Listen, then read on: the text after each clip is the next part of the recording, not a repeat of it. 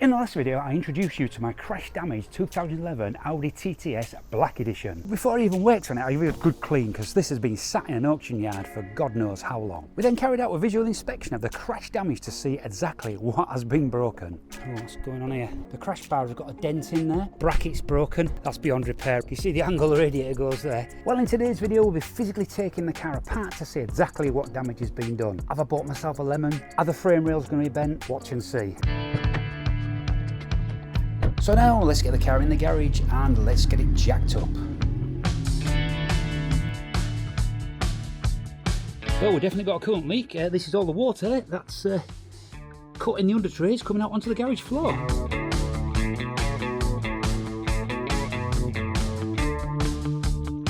Why do people have these stupid fake wheel nut covers? Just buy some decent black wheel nuts.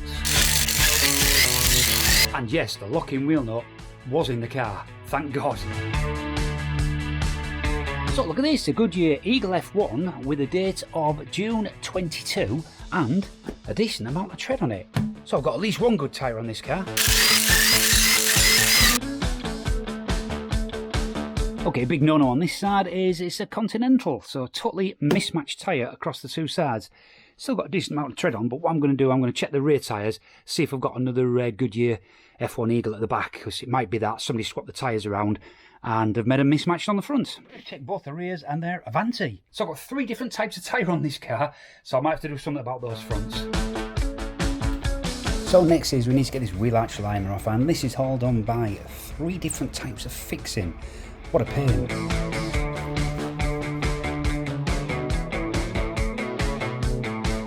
So I found this thing underneath, guys. I think this is just a drain, is it not, for the cowl?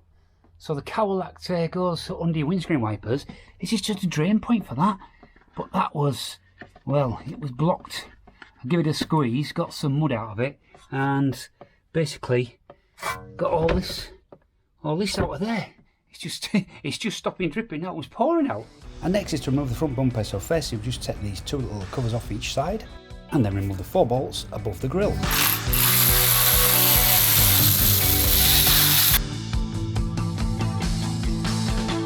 Now we go inside the wing to remove the 2 bolts from in there.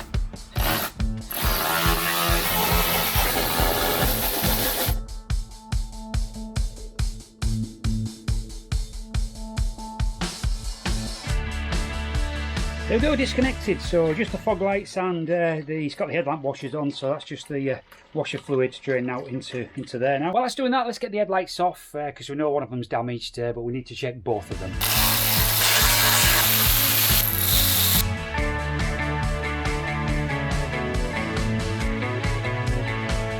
Well, there we go. The bad news is there's 4 brackets holding this on, and all 4 of the brackets have been broken, and this is on the driver's side. I know the passenger side was broken, I didn't expect the driver's side. That's just added to the cost.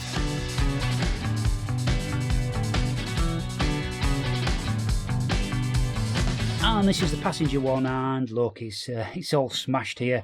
So I'm thinking that this one is probably beyond repair. Also, if you look at the plug must have taken a hit, because the actual plug is loose. The good thing is I've got all these parts with the bulbs and everything, so if I can get a bare light for cheap, then we can replace it with that. Now we can see the extent of the damage. So yes, this crash bar's been smashed in here, been pushed back, and we've got some shearing going on here, but this is on this piece, so this piece should come off. So the frame rail legs hopefully are not touched. Now this is the headlights bracket. That's been smashed totally off this front end, so that's going to need replacing. There's all sorts of broken plastics I can see here. Look, all bits hanging off. Horns have gone, so definitely need to replace those. Now this has been pushed in here, which has probably bent the top part downwards, so I reckon this is twisted as well. I think this is the condenser for the aircon. That looks damaged. These have gone into it and damaged that. Charge cooler behind it, and the main radiator behind that. So I think all of those parts are absolutely gone. So what we need to do is see if we can take all of this off in one go and see where we're at after that. So with the radiator being dent in, it's going to be hard to get to all the water pipes. So I'm going to loosen off this front end and see if I can just pull it out a little bit to give me a bit more access down there so I can get to the hoses. So to get these off, these are known as triple squares, which are these things. So I'm going to crack these with this and then we can gun them off.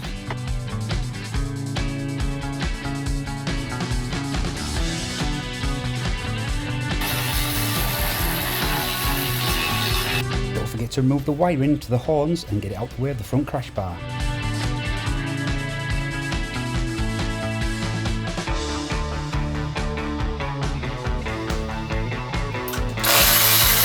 There is also what I think a temperature sensor just in front of the radiators.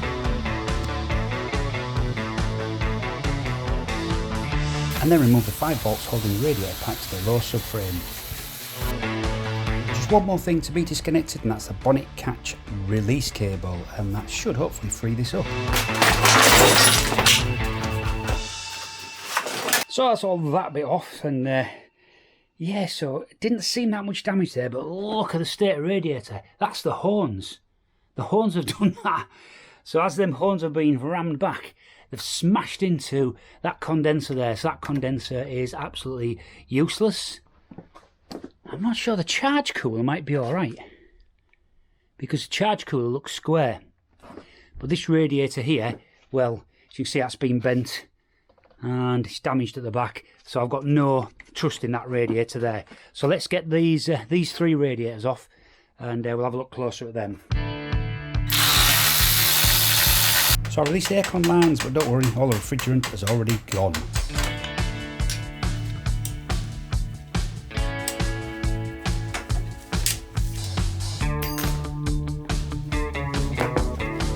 And then the radiator hose.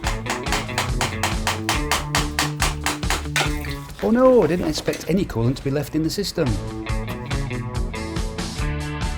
We might as well just get rid of this under tray as well.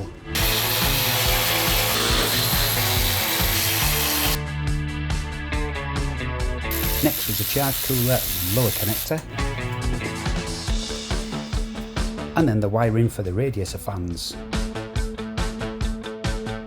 And the last part to disconnect is the main radiator top hose. I think we can say that's come off. So now I've exposed all of this, I'm just checking for any damage, and I can't see any whatsoever, apart from there's one little bit, just the back of that has just lost this clip itself. But it's still locked in, so I don't think that's going to be a problem. But everything else actually looks good. These guys, they're not moved at all. So the brunt of the crash bars took all the impact. That hasn't moved. That hasn't moved. The only issue I do have is, I think that's supposed to be there, but this bends up here, look. So we do have a little bit of a misshape on that, but I reckon we could tap that back down and that'll just go back into shape. Now strangely, I noticed in the dismantling that one of the bolts from here is missing. So I don't know what point, has that come out during the impact, or has that just worked loose over the life of the car? But this is a serviceable part. So I mean, if I need to replace this, it's just this little bit of a subframe down here. And it's not going to cost much for one of those. But I'm pretty sure, if I just show you directly straight on, you see how it's curved up there. So I think a hit with a sledgehammer will just knock that back down and knock it back into shape. Next job, let's get this wing off.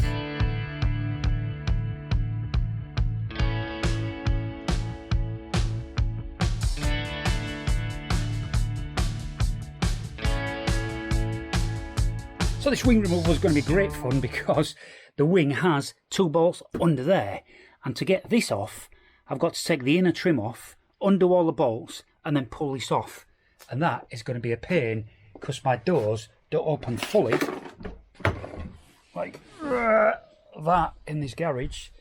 So I've only just been able to get to the trim. I'm hoping I can get to the bolts that I need to get to.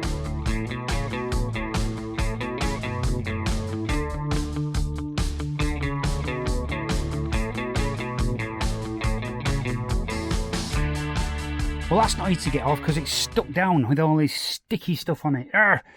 Anyway, that's off.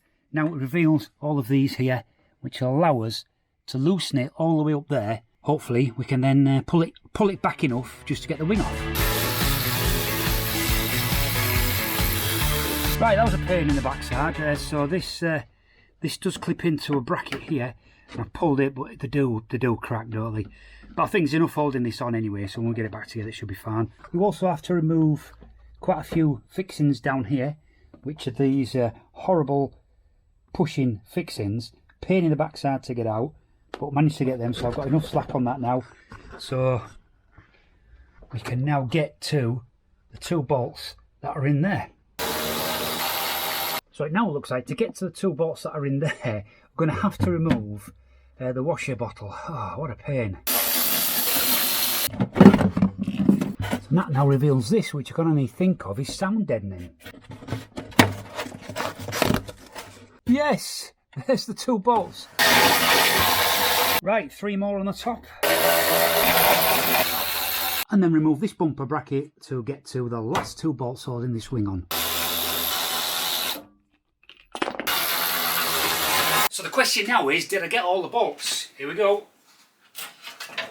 Yay! So that's it. So we've stripped the car down now. We've got the rad pack there. That is damaged, so all the radiators are damaged on that. Definitely going to need those. But some good news, guys, is I've sourced some parts for this car already, and you won't believe what I've managed to get.